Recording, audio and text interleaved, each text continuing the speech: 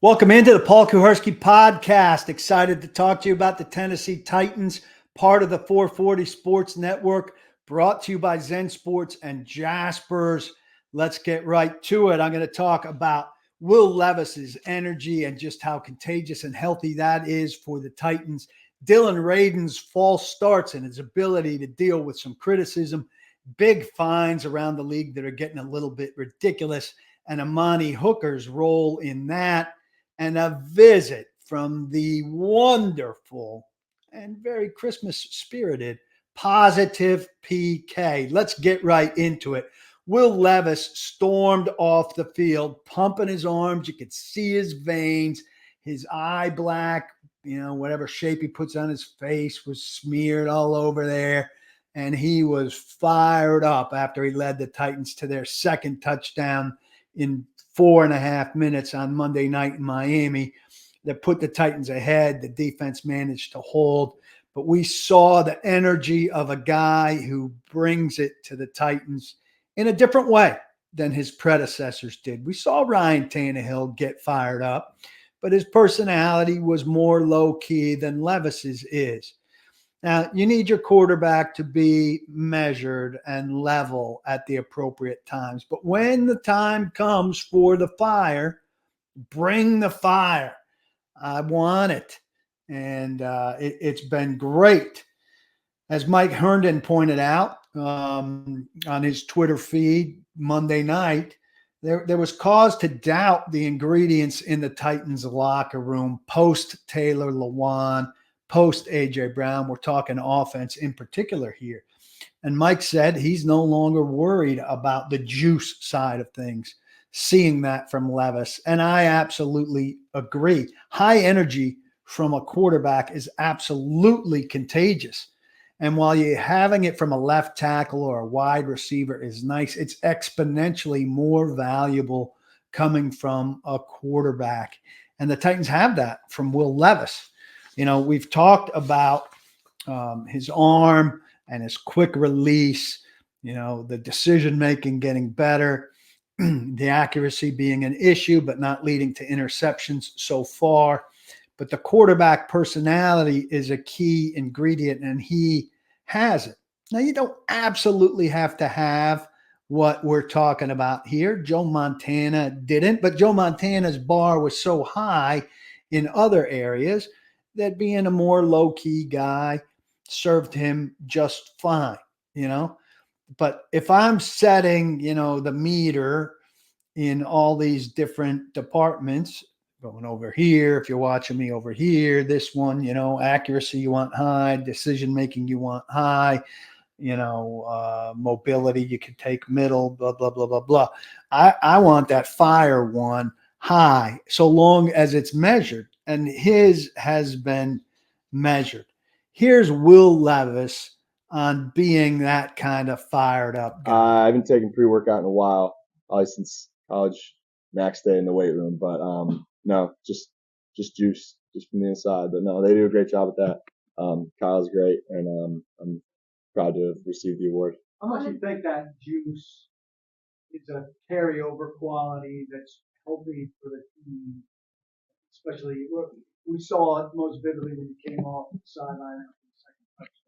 Yeah. What are you feeling there, and what's it mean for the team? Yeah, it's interesting because I think, as a quarterback, as a competitor, as a leader, you hear about staying calm, cool, and collected, and there's definitely some, something to be said about that, and I feel like I keep myself that way a lot.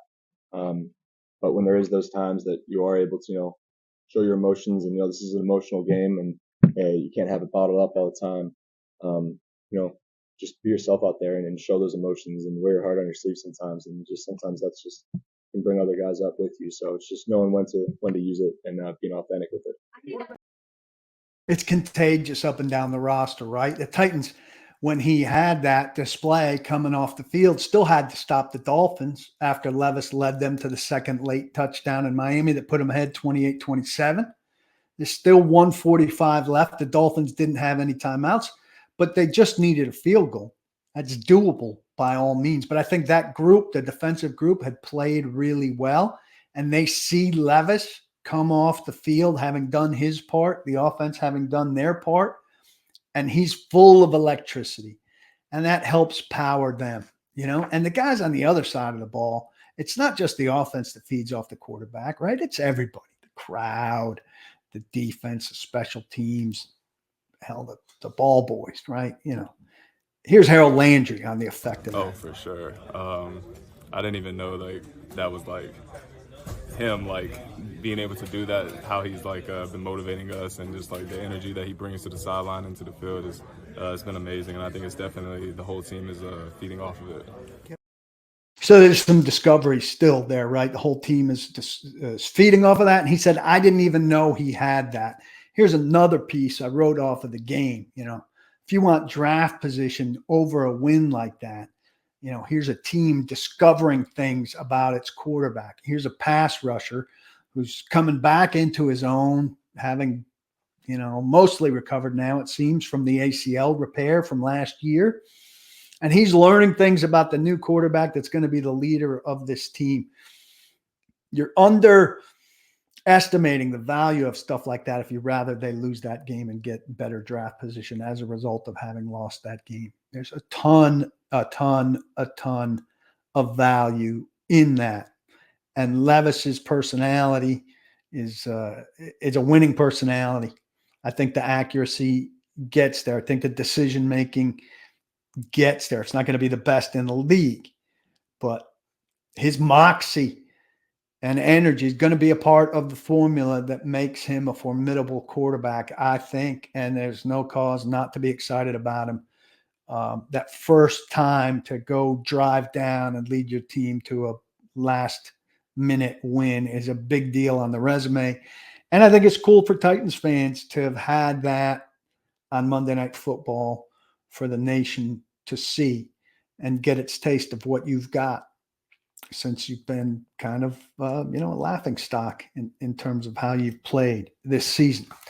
Dylan Raiden is part of the reason that the league and the country doesn't think much of the Titans this year. He has played 66% of the snaps that Aaron Brewer has played this year. And I think Aaron Brewer has played the most of any Titans offensive lineman.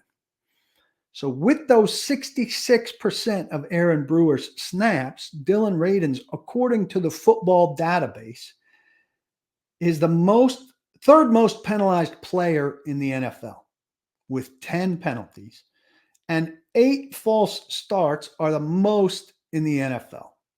That is insane. It's disheartening. It's not been corrected, which is on him. And Titans don't have an alternative to him, obviously. Where's the disconnect with him and some of these other repeat offenders with these sort of penalties? Mike Vrabel doesn't have much of an answer to that question. I don't jump off sides, so when you have an opportunity to ask the players, you could ask them where the disconnect is with the music, the crowd noise, the cadence that we use in practice. But I don't, I jumped off sides plenty when I was playing, so I don't know. I'm with you. It's frustrating to see whether they're locked in and on their assignment or a pass rush. And we went through the week where it was the third down escapade, and just not the. It's just, I guess, just frustrating that those are mistakes that we can't make and overcome 2nd and 15 or 1st and 15.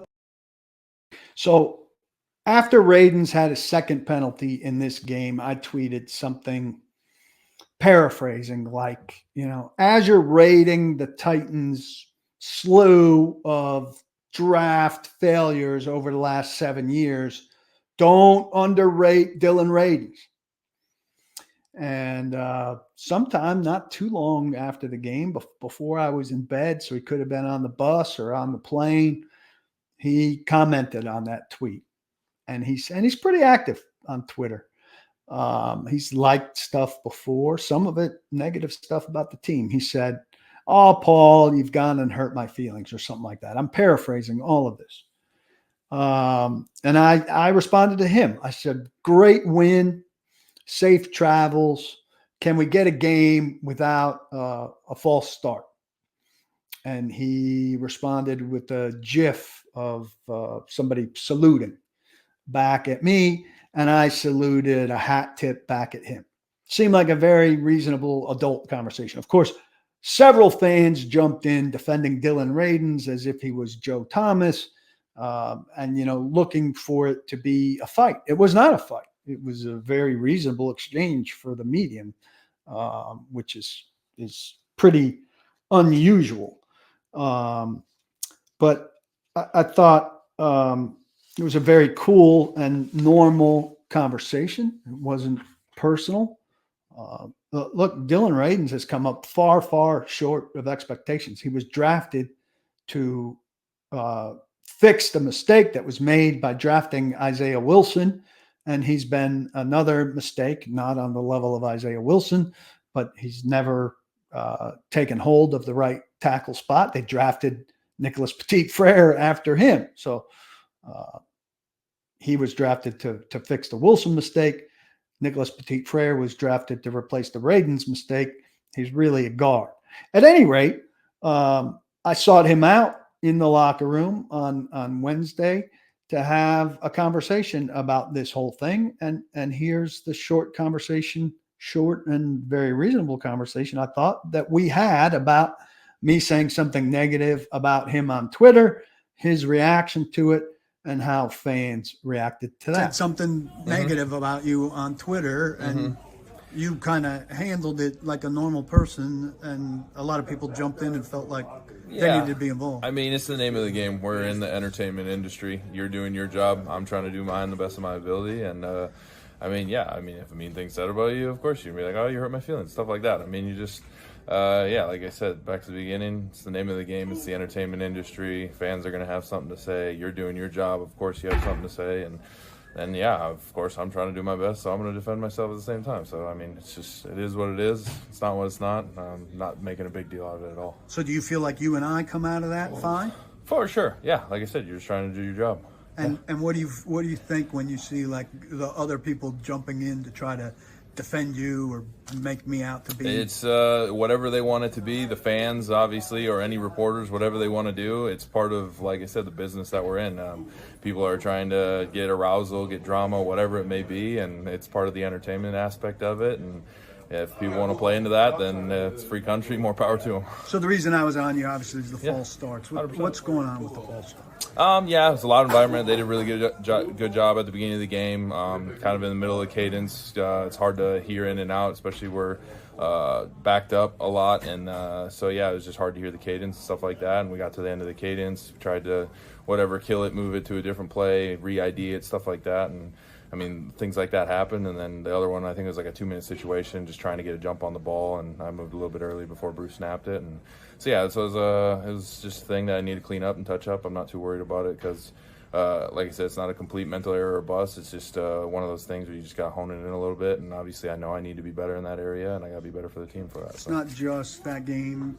I think you're near the top of the league in false starts over the course of the season. So when you look at it overall, what do you kind of think about in terms of it as an issue? Yeah, just the thing that you got to clean up. I mean, it's one of those things that you can't have any unforced errors, especially before the ball's even snapped. And I think if you just clean those up, we'll be good. You're old school in terms of the stand-up. I appreciate it. Yeah, no problem. Hey, major props to the guy. Now, I don't understand why he can't get it cleaned up, and that's the issue here. But more and more guys are bigger and bigger babies when they face any kind of criticism, especially when it's fair. And I don't think it's unfair to talk about him as being on the list of Titans' recent draft disasters in terms of not living up to the role that he was brought in for. And he sees someone that he knows is around regularly, who's had a front row seat and defends himself in a reasonable way, and then has a conversation about it. And I respect it. I think it's terrific that we had the exchange that we did on Twitter, the way that we did on Twitter, and that we were able to have that conversation in the locker room like that. To the intervening tweeters, it's fine. He's fine. He's an adult. He can take it. other guys who underperform can learn from him. You don't have to jump to the defense of everybody who wears the uniform, particularly when they're not performing well. And there's no lack of guys who are not performing well on a 5-8 team that's underachieved in many, many ways. Relax. Most of you aren't here. You're off finding cheerleading stuff that makes you happy. But if you happen to slip over here, he can handle it. And you can handle it. So take a deep breath. Did you see Dylan Raiden's posture there? He's laid back, having a conversation.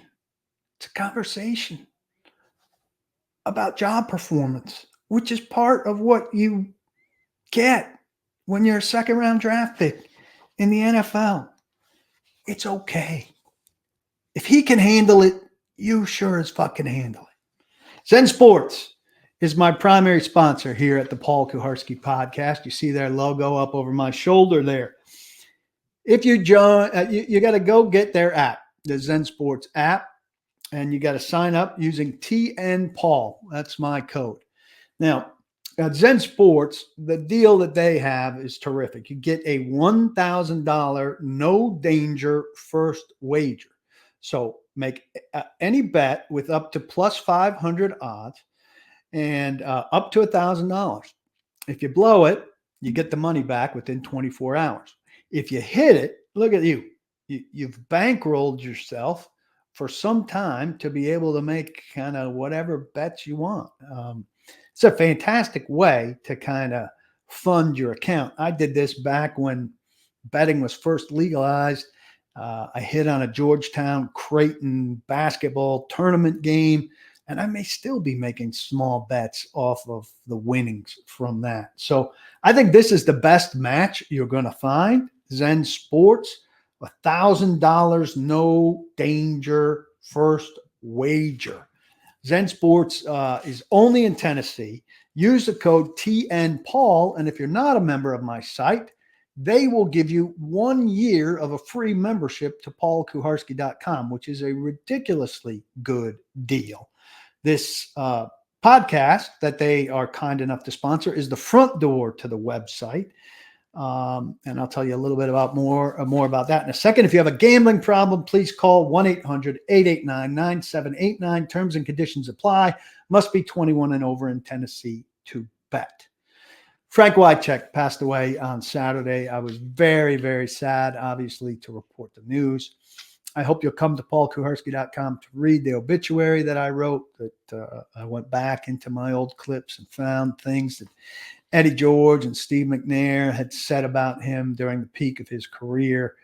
And then I wrote a second piece kind of reminiscing about his football and his radio career, where I got to be, he was one of the best guys I ever covered in terms of relatability.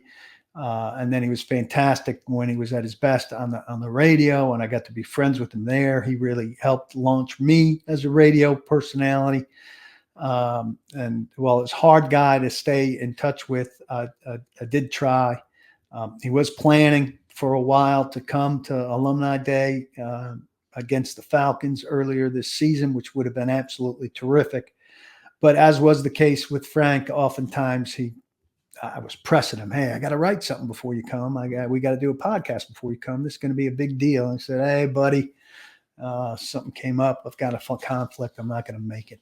And that makes me incredibly sad, knowing that that would have been his last time. And I know how rousingly you and Titans fans would have treated him if he had made what would have been a surprising appearance at Nissan Stadium. So it's a huge loss for the Titans community. Really sad. I know there are plans in the works for some sort of public memorial for him sometime next year. And obviously you'll be kept informed of all of those details. I know you'll keep his family in your thoughts. His mom and brother who live in Philadelphia, his 2 daughters and 3 grandchildren who live in Chattanooga, all really quality people. I'm hurting for all of them, and it's really just a tough loss. But it's funny, and this is how it works. Like, I was sitting at my desk over here writing those things, reminiscing about all those fun times. And as a reporter and a writer, it was a lot like standing around talking to those people like you do, after a visitation, at a meal, having a drink, and you go from a funeral home or a church to those conversations where it turns from sad and reverent into laughing and telling stories and remembering. And that's how it was for me on Sunday and Monday as I wrote those things. So I hope if you haven't read them, you will read them and get a feel for Frank if you didn't, or have some good memories of him, like I did. 52 is way too young. You also need at paulkuharsky.com to read Mike Herndon, who had a great piece on the Titans' past, present, and future after what he's deemed the heist at Hard Rock, which is a great name for the game that happened on Monday night. You should be a member of paulkuharsky.com through Zen Sports or through the sale that's going on at paulkuharsky.com right now at the membership page to read things, all of these things, Mike, Blake Bedingfield, everything I do, access to the private videos. There'll be one Thursday night at halftime of Thursday Night Football. And if you're watching on YouTube, please subscribe, like, rate, do whatever you can, wherever you're watching or listening. I appreciate you.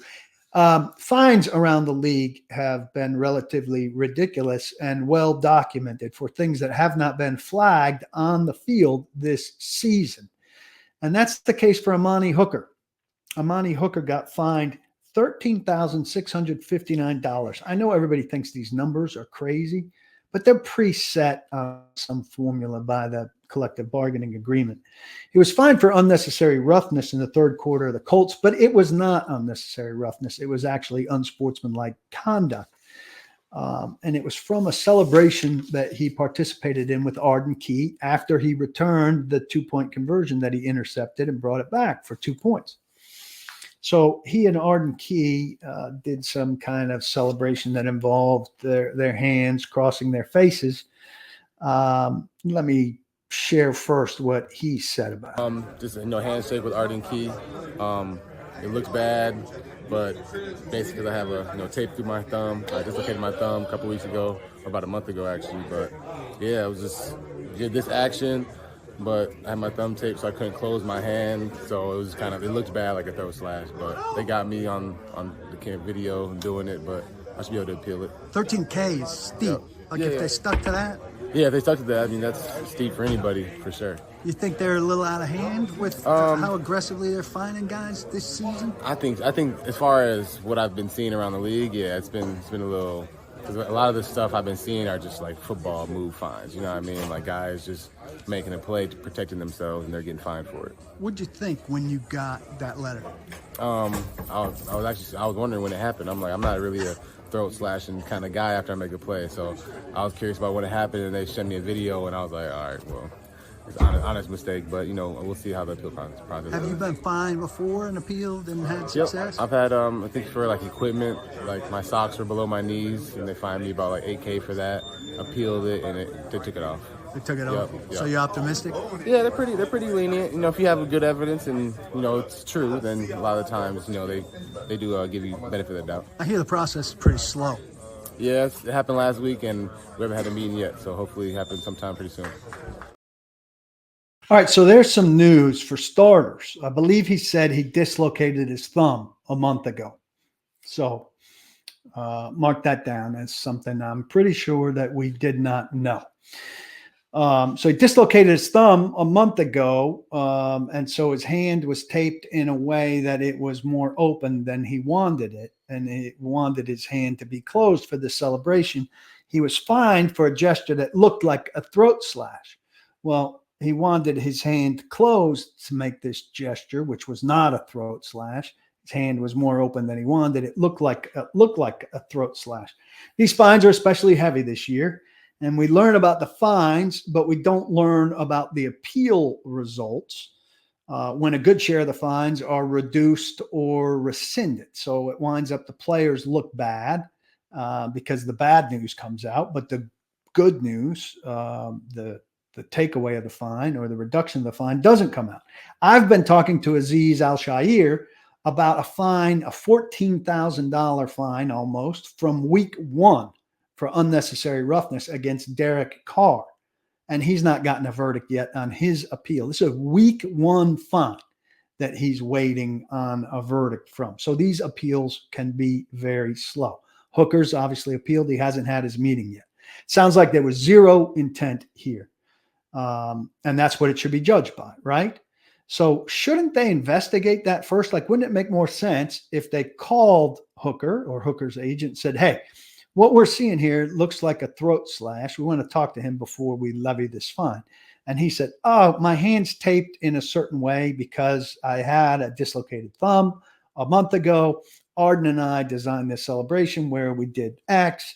My hand was actually supposed to be closed, and the furthest thing from my mind was a throat slash there. Then they could reduce the fine or not fine him in advance instead of fine, appeal, hearing, and decision.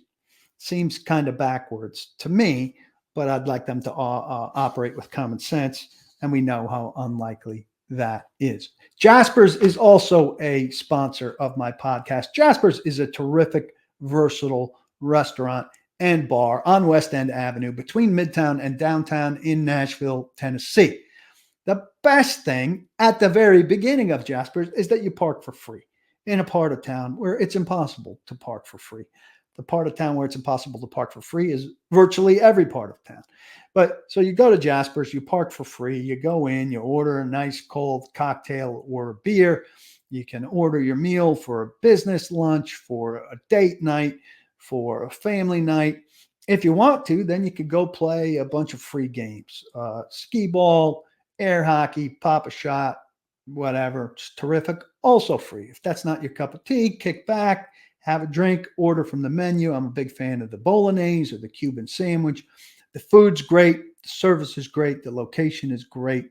Very versatile restaurant, fitting for all occasions. Can't recommend it highly enough. Good food, good drinks, good staff, good location, good prices. Checks every box. Check out Jasper's on West End between Midtown and downtown. You will not regret it. I was wondering if this game, this win in Miami that had an unprecedented ending in terms of comeback, was a catapult. If the Titans were thinking this was a catapult for them. Did it show these Titans what they're capable of in a way where they can now maybe play differently? And, just thinking maybe not. Mike Vrabel pointed out post-game it's still a roster with a whole bunch of guys that people don't know. But, a lot of these guys did stuff, contributed to stuff that the Titans hadn't done before. And that certainly gives you a new confidence that you can carry forward, right? Daniel Brunskill, though, the guard who was rotated out of this game because he's still dealing with an ankle that's affecting his play. And Calvin Throckmorton played some in his place. He had an interesting take on how it does and doesn't change who the Titans are. Yeah, I think it's been through the season, there's been a lot of that. But at the end of the day, the win-loss thing was different. Like the games that we lost, so everybody's just, worried about the loss. But then when we get the win, everybody's like, oh, heck yeah, now we see what we're possible. And the fans can see that. But at the end of the day, we still made a lot of the mistakes that we've been making. We just happened to somehow make it out of that one. I think we still need to correct a lot of things. There's too many pre-snap penalties that we have to get fixed. Also the turnovers, we got to find a way to take care of the ball. We can't have loose balls on the ground like that. But at the end of the day, we've proved to the fans and people watching on national television that hey, we're capable of winning big games.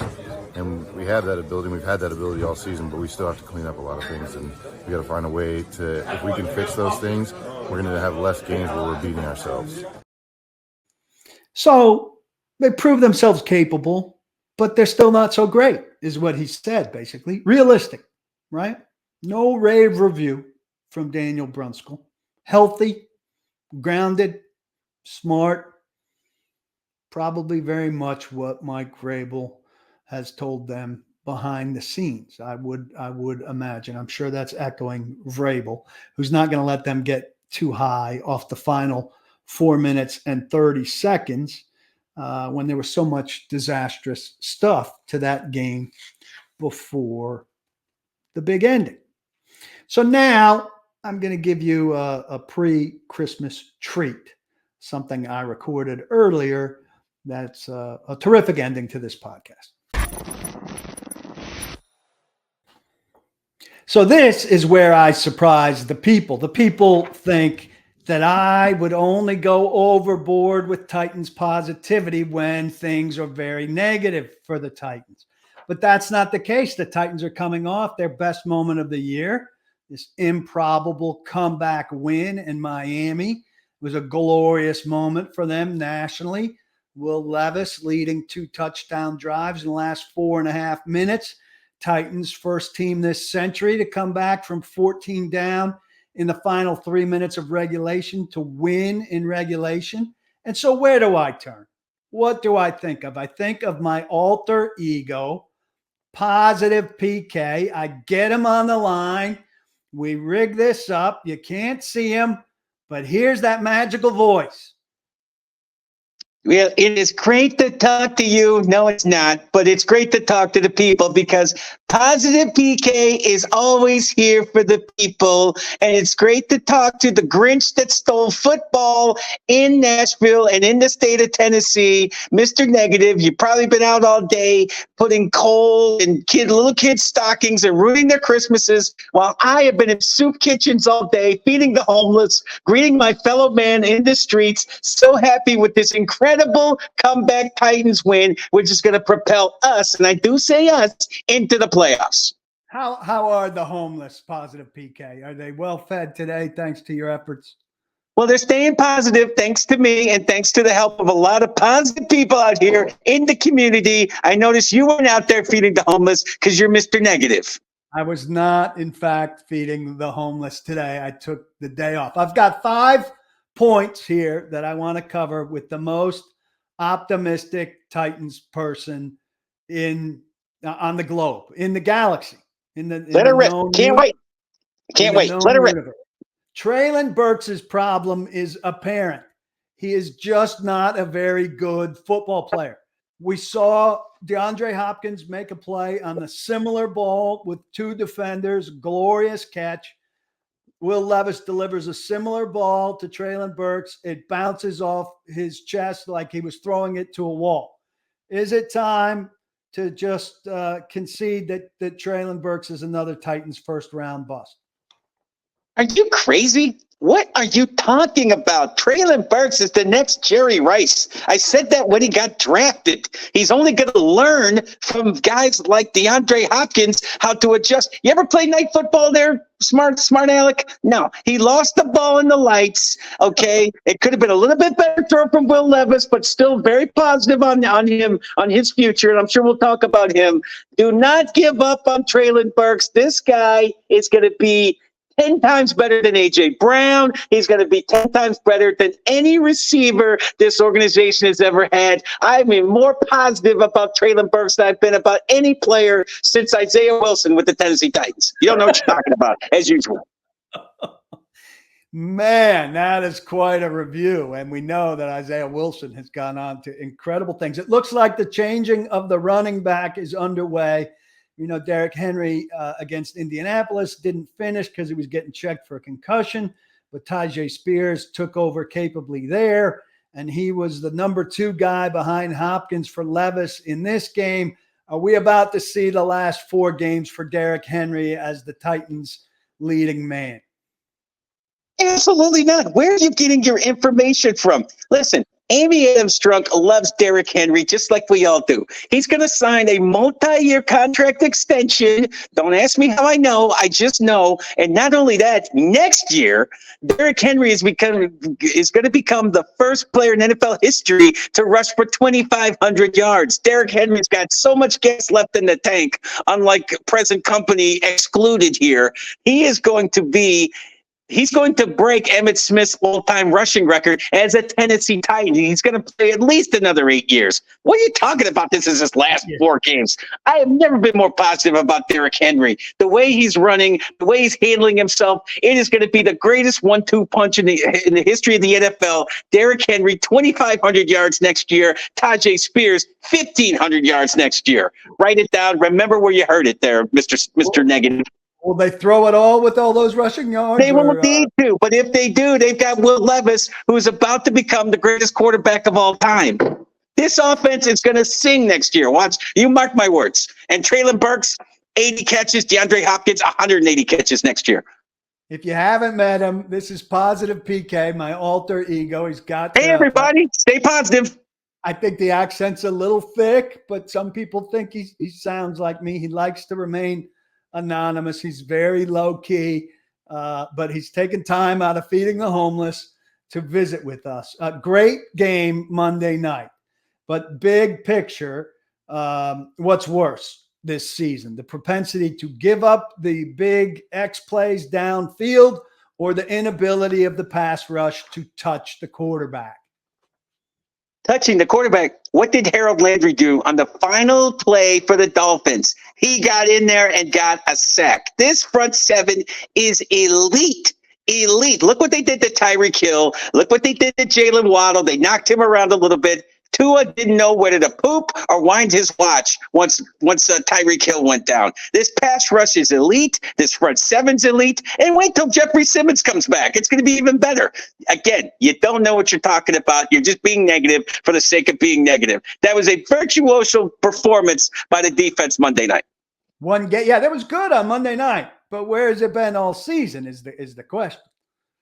Well, you like to make these questions because you like to be negative.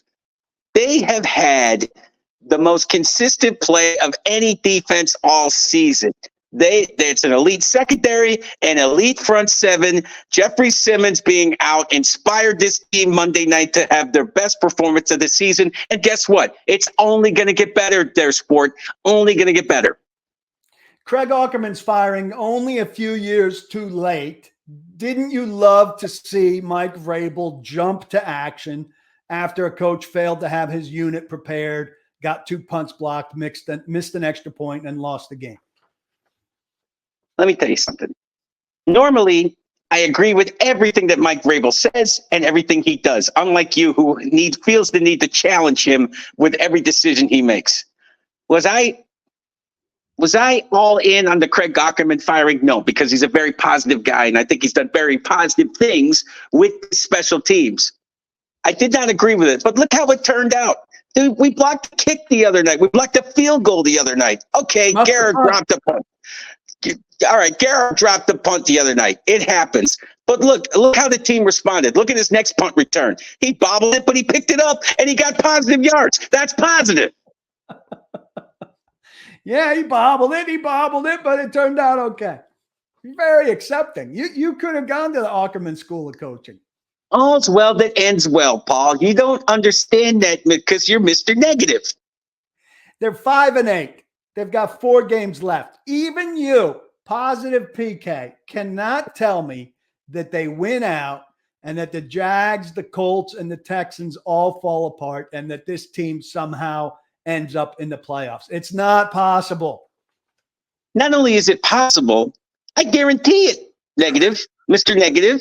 The Titans are going to win out. Look at the Texans. Their quarterback's hurt. Look at the Colts. Come on. Gardner Minshew, he's a positive guy. I like what he does. I'm very positive about him, but they're going to falter. You look at the schedule. 3 of the last 4 games at home. This team has been fantastic at home. And now I read in the New York Times the other day. I know you're Mr. Smart Guy, Columbia Ivy League, but you probably don't read the New York Times. I read the New York Times. I got on their playoff predictor. The Titans have a 1% chance to make the playoffs.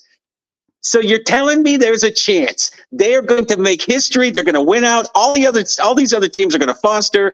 Get ready for playoff football in Nashville, Tennessee with the Titans this year. And Levis is going to lead them not only to the AFC Championship game, we're going to the Super Bowl. See you in Vegas. Get your gambling shoes on.